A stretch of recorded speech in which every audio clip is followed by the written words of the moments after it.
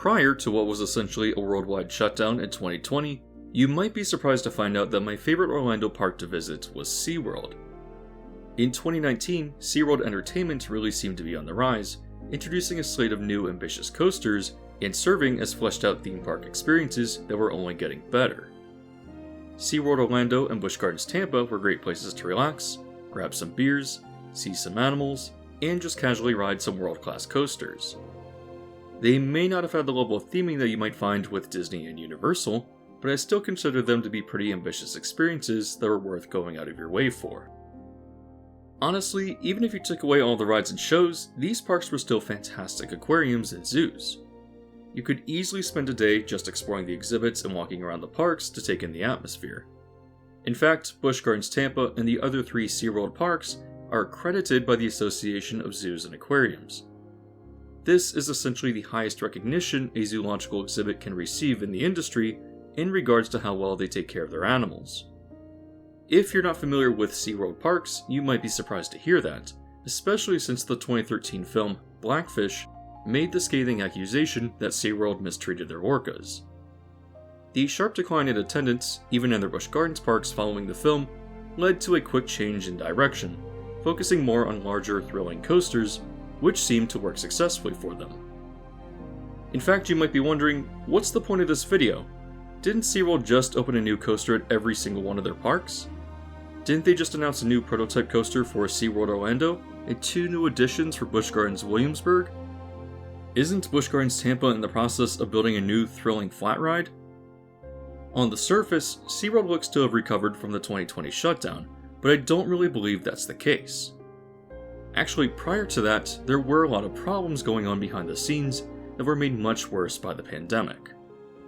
SeaWorld Entertainment isn't as safe as you think, and while they're trying bold new steps in new directions, the state of their parks is actually quite concerning. So today, I would really like to illustrate what made SeaWorld parks great and how corporate drama has led them down a rather rocky path that will likely continue to get worse under the current leadership.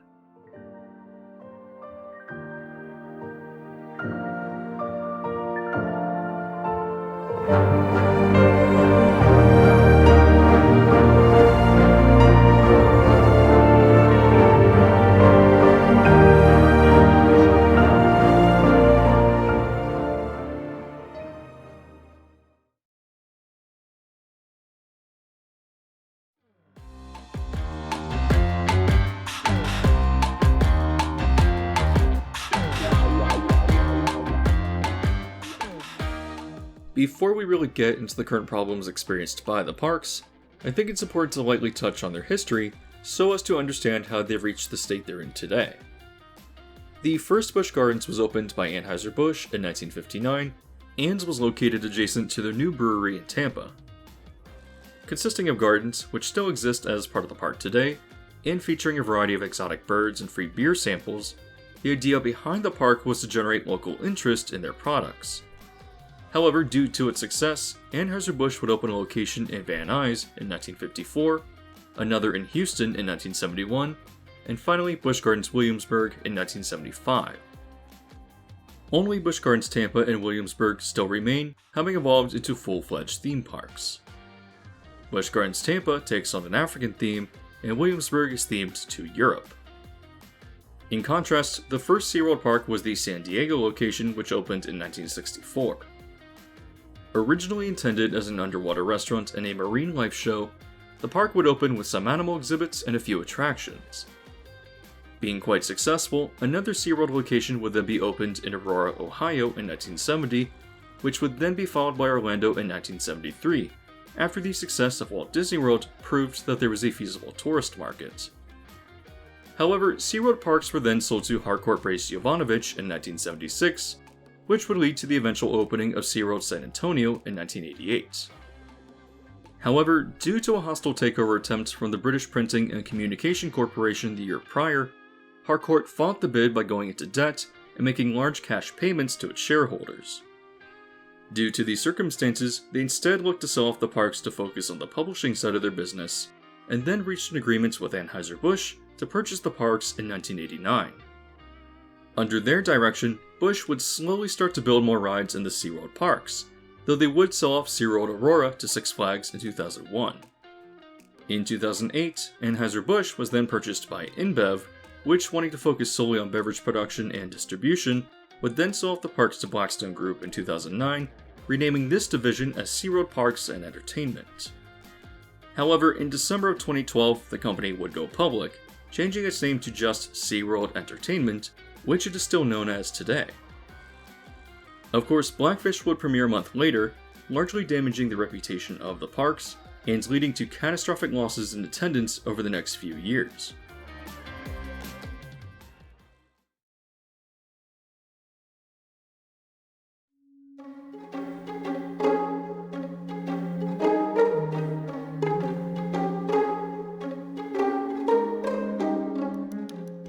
Reeling from the drop in attendance and trying desperately to save their image, in December of 2014, SeaWorld announced that their CEO, Jim Atchison, would resign and was then replaced by Joel Manby in April of 2015. Manby is an interesting figure in that he served as both president and CEO of Herschend Family Entertainment from 2003 through 2013. If you're not aware, Herschend is a company that currently operates 4 theme parks, the most prominent of which are Silver Dollar City and Dollywood, which are obviously known for the quality of their experience. Manby then seems like a promising pick to help recover SeaWorld from their then financial spiral and take them in a different direction. As part of this, Manby seemed intent on creating more attractions that appealed to families, and plans were drawn up to convert some of the parks into multi-day resorts. For example, there's leaked concept art of a new entrance for SeaWorld Orlando with an ambitious-looking hotel near a completely new park entrance. Something similar was leaked for Busch Gardens Tampa, with a hotel designed to allow visitors to look out over the African belt. Other, more concrete plans would then manifest in 2017 as Wavebreaker the Rescue Coaster at SeaWorld San Antonio, Invader at Busch Gardens Williamsburg, and the Ocean Explorer area at SeaWorld San Diego. If you haven't already watched it, there's a really great Defunctland video covering this area and its laughably bad signature attraction of Submarine Quest, which has since been closed. Other 2017 additions would be the introduction of the nighttime spectacular Electric Ocean to both SeaWorld Orlando and San Diego. More investments would come to Orlando as well, with a refurbished Dolphin Nursery and the introduction of VR headsets to Kraken, now marketed as Kraken Unleashed. Among all of these changes, Manby also ceased the orca breeding program and slowly changed the shows featuring aquatic mammals to instead be educational, emphasizing SeaWorld's standard of care and framing the tricks performed by the animals as necessary mental enrichment. You can draw your own conclusions from that, but I'm inclined to think that this effort was honest and overall positive. It's clear then that other than the introduction of Invader, Manby certainly wanted to move towards converting the parks into family-friendly resort destinations, and the 2017 projects were the first step. So, did Manby's efforts help turn the parks around? Well, not so much.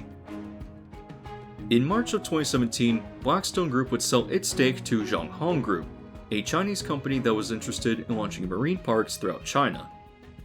However, according to an article from USA Today, SeaWorld still saw an attendance drop of 5.5% throughout the 2017 fiscal year. Manby's time as CEO was then cut short, as he was then replaced immediately by John T. Reilly as an interim CEO in February of 2018, even though the introduction of all those new summer attractions did slow the drop, and attendance even rose in the first few weeks of 2018.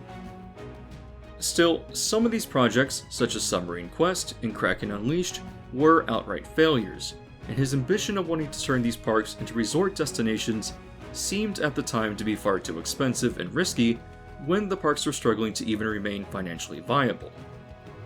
In February of 2019, Gus Antorcha, who had been the COO of Carnival Cruise Line, was then brought in to replace Reilly. Yet, in May of the same year, Zhonghong Group would encounter serious financial trouble, relinquishing control. SeaWorld would then buy back 5.6 million shares. 13.2 million shares would then be sold to Hillpath Capital, who would then gain a controlling stake of 34.5%, and CEO Gus Antorcha would then resign in September.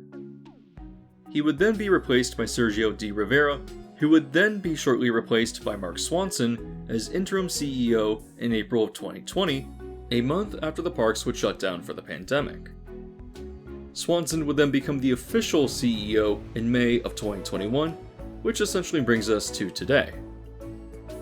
So, there has definitely been a revolving door of not just CEOs, but other executives since Blackfish sent the parks into a financial spiral. This has led to an identity crisis, as the parks seem unsure of what direction they need to head in to regain their footing.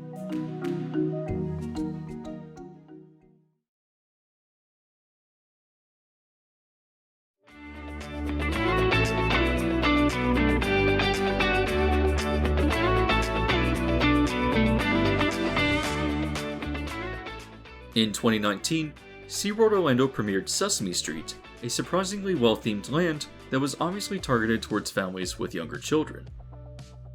The other parks under SeaWorld Entertainment had built their own Sesame Street-inspired areas around a decade prior, but nothing really came close to the level of theming and interactivity that SeaWorld Orlando's new land would deliver. Stepping up and going beyond what the other lands offered, I'm inclined to think that this version of Sesame Street was likely in development under Manby, because otherwise, SeaWorld Entertainment has seemed to want to move towards thrills even before he joined the company. Following Blackfish, Busch Gardens Williamsburg would receive Tempesto in 2015, and as already mentioned, Invader in 2017. SeaWorld Orlando would open Mako in 2016, also refurbishing the nearby area and aquarium, renaming it as the Shark Reef. This is the perfect example of what I would like to see SeaWorld parks doing, building high-quality coasters or attractions, maintaining and refurbishing their aquariums, and theming the surrounding areas. Obviously, I don't expect SeaWorld or Busch Gardens parks to reach the same level of theming as Disney or Universal, but they could certainly make a mark with their well-landscaped and visually pleasing themed areas in conjunction with these other elements. After Manby's departure though, the parks seem to lose meaningful direction other than just investing in barely themed coasters. Tempesto is actually a cloned coaster layout and model from Premier Rides, dubbed the Skyrocket 2. Pretty cheap to purchase, another clone was installed at SeaWorld San Diego in 2018, known as Electric Eel. The following year, Busch Gardens Tampa would receive another one in the form of Tigress. I'm not personally a fan of the small, cramped trains and poor capacity of these rides, but they're also very much band-aid fixes to help increase attendance for the parks. However, 2020 really seemed to be the year that SeaWorld Entertainment would step things up. In what looked to be the first phase of major expansion, a new coaster would debut at each park that year. In February, SeaWorld San Antonio would open Texas Stingray, a GCI wooden coaster that received pretty positive reviews. However, we know that everything would then shut down in March, and this was absolutely the last thing that these parks needed.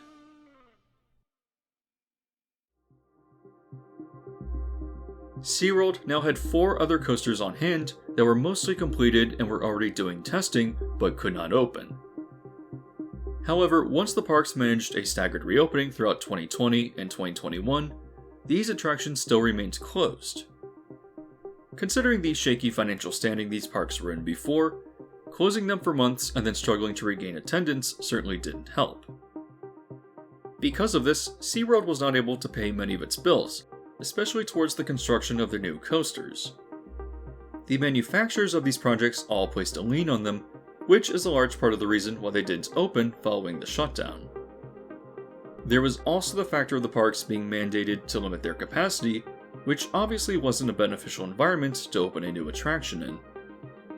So with this being the case, SeaWorld would slowly regain profitability throughout 2020 and 2021, then paying to get these coasters open in 2022.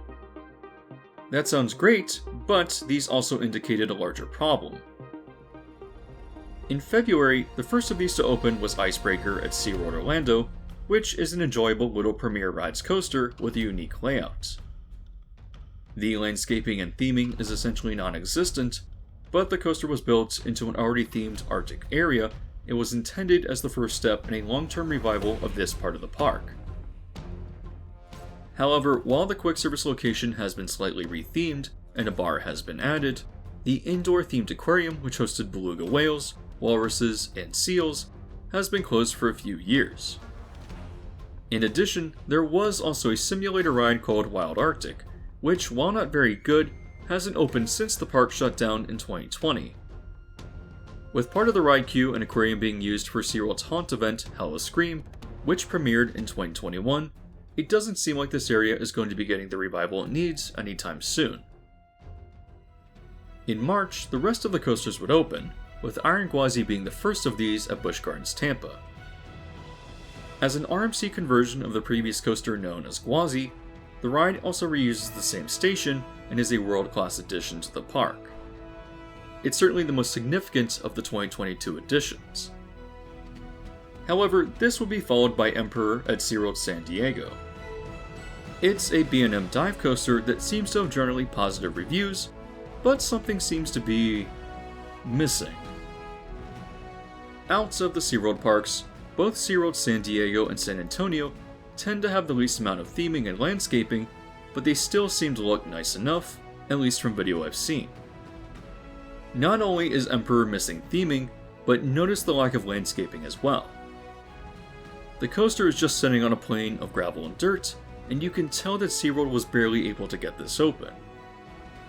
Even stranger, the coaster doesn't even seem to have a real station, which I'm not sure if I've ever even seen that before. The final coaster to open this year was Pantheon at Busch Gardens Williamsburg, and it suffers from the same issue as Emperor. At the very least, the coaster seems to barely have some form of a station, but there's just absolutely no trees, landscaping, or theming to surround the coaster. I'll admit that the grass is nicer than gravel, but Williamsburg is often rated as one of the most beautiful theme parks in the US, and often has really well-themed areas. You can definitely tell that the coasters that opened this year only just barely did so. With that being said, I will acknowledge that this might seem like a one-off year. After all, I did intend to illustrate that they could only just barely pay to get these coasters open, and so they likely had no choice but to cut the cost of everything else, including even basic landscaping. With that being said, however, I have a strong feeling that future projects may see many of the same issues, and the parks will continue to be poorly managed for quite some time.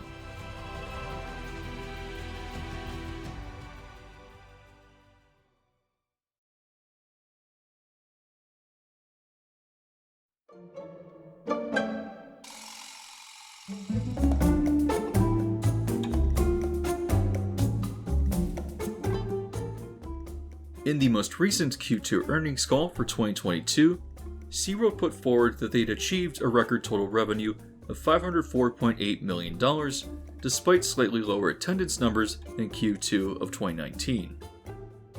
On the surface, that sounds great, but how does the reality of the park experience reflect this? Well, first, and most egregious, SeaWorld has been hiding 5% upcharges in any purchase you make. This was slowly implemented across the various parks, and was inconsistent from in-park location to in-park location, but has now reached the point where you're pretty much guaranteed to pay this hidden fee no matter where you go.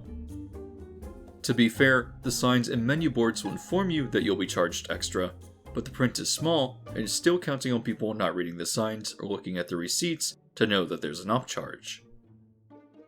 Theme parks are certainly expensive places, and I'm fine paying those high prices, but when deceptive practices like these are implemented, well, I've stopped purchasing anything when I go to SeaWorld or Busch Gardens. The company has attempted to justify this as offsetting increasing inflation, but if that's the case, why is the company posting record profits coming out of a pandemic and barely being able to afford to open their attractions? You can definitely see cuts made elsewhere, as staffing has been abysmal.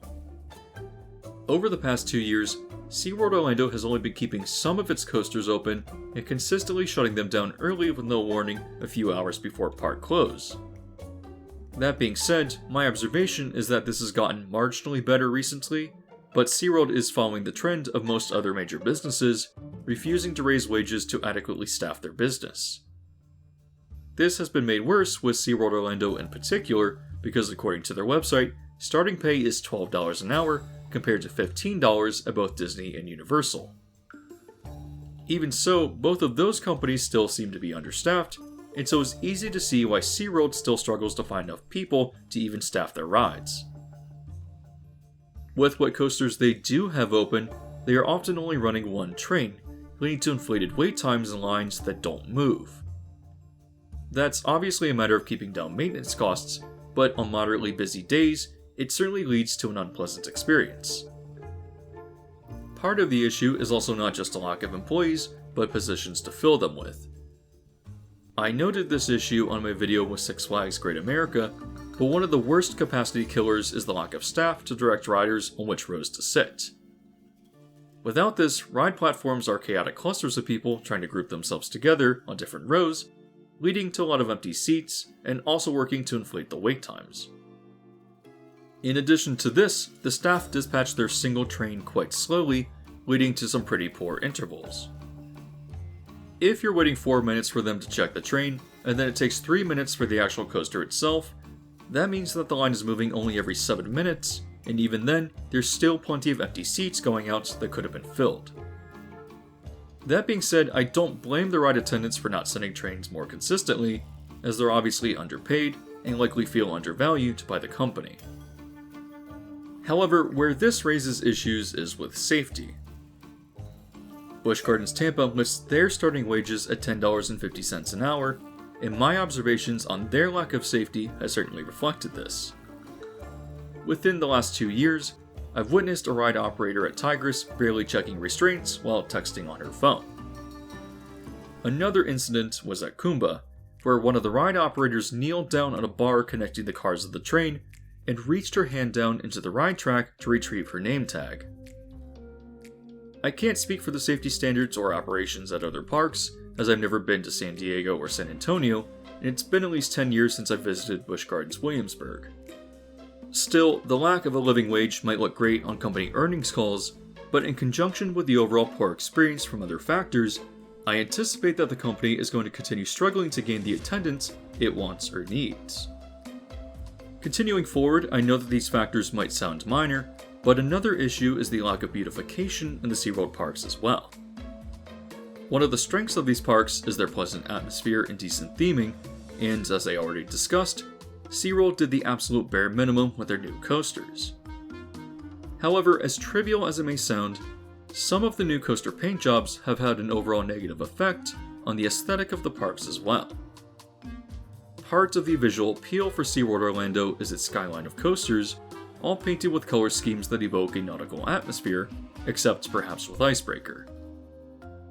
Again, I know it's trivial, but I'm having a really difficult time adapting to Kraken's new paint job. I much preferred the teal track and sandy support structure which blended in with the rockwork, as opposed to the seafoam green which looks cartoony in conjunction with the new blue supports. In addition, the trains themselves still sport the old paint scheme, which clashes with the new colors. Another issue I have is the paint job of Montu, keeping the old track color the same, but replacing the sandy colored supports, which again blended in with the Egyptian theming. The new yellow removes the subtlety of the old scheme, leading to a more violent visual experience, but not in a positive way. Speaking of other trivial changes, SeaWorld Orlando decided that for the duration of summer, they were going to pump in music from Electric Ocean all over the park to encourage a party atmosphere, and that was absolutely the wrong move. Part of what I used to really like about SeaWorld parks was how relaxed they feel, and as an example, let me emphasize how pleasant it was to go to the Stingray Lagoon and listen to the steel drums of the Calypso music. However, this summer, imagine leisurely strolling around the park and trying to have a conversation with someone, but the whole time the park just seems really loud and I'm having a difficult time understanding them because SeaWorld is just blasting the Electric Ocean soundtrack at the highest volume possible, and now I have to yell, and I am absolutely not enjoying my time here. This is terrible. Please stop this.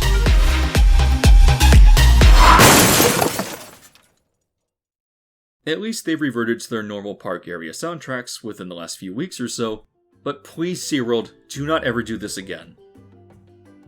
This park actually has some incredible original scores, and the other areas have otherwise pleasant licensed tracks.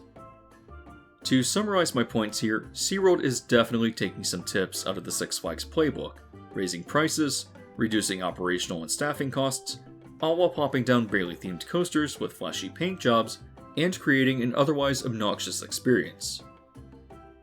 I have a feeling that this lack of direction will lead to more turmoil in park attendance over the next few years, and we'll just continue to see the same problems persist. With that being said though, I think that these parks have an immense amount of untapped potential and could truly become worldwide theme park destinations.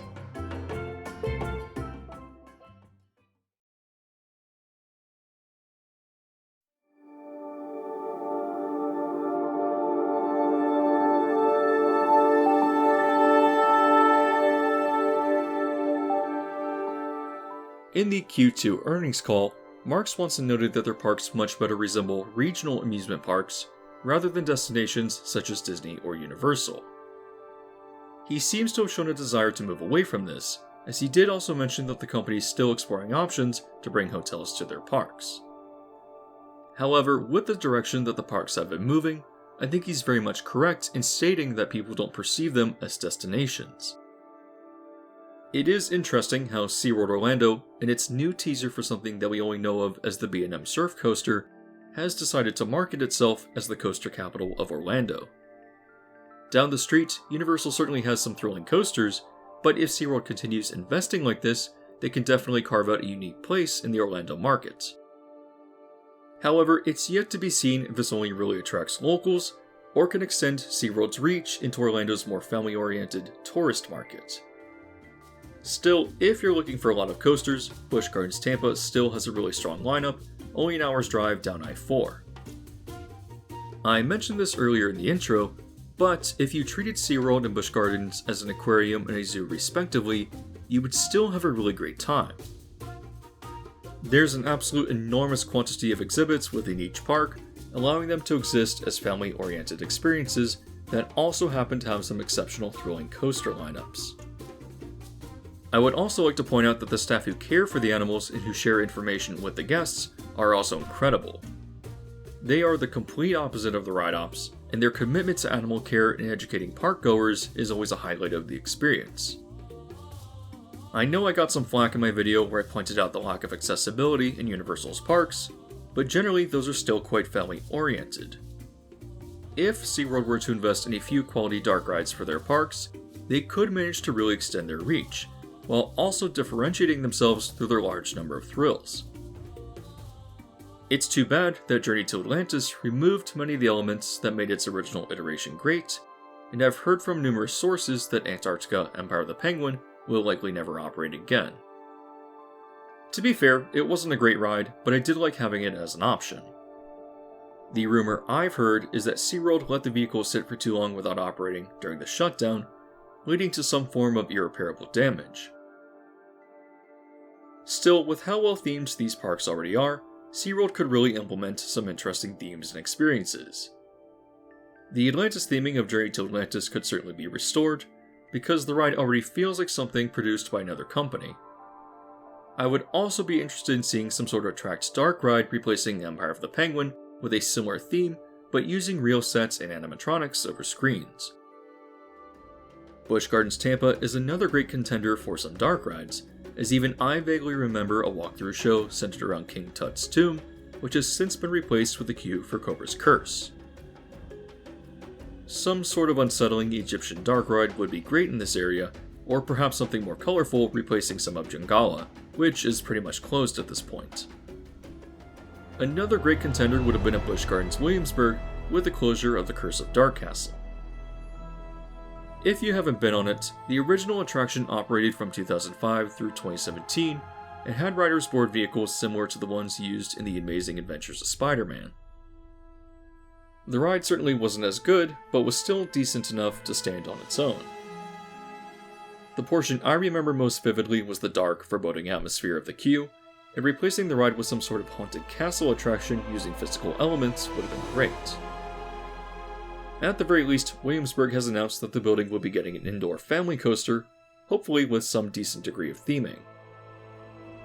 Another element missing from SeaWorld parks is indoor shows. I remember the parks having some rather ambitious stage productions, and even animal-based shows such as Pets Ahoy have been removed post-shutdown. This is an area where the parks used to really shine, and as SeaWorld moves away from aquatic mammal shows, I think that leadership should really consider bringing performances like these back.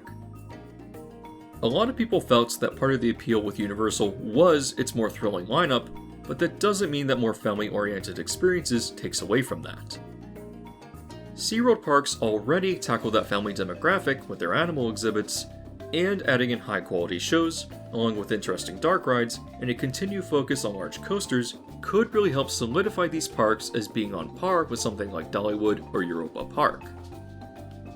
It's also important to remember that atmosphere and experience matters, and making real investments by paying employees better and improving operations would have a great impact, along with committing to more theming in general going forward.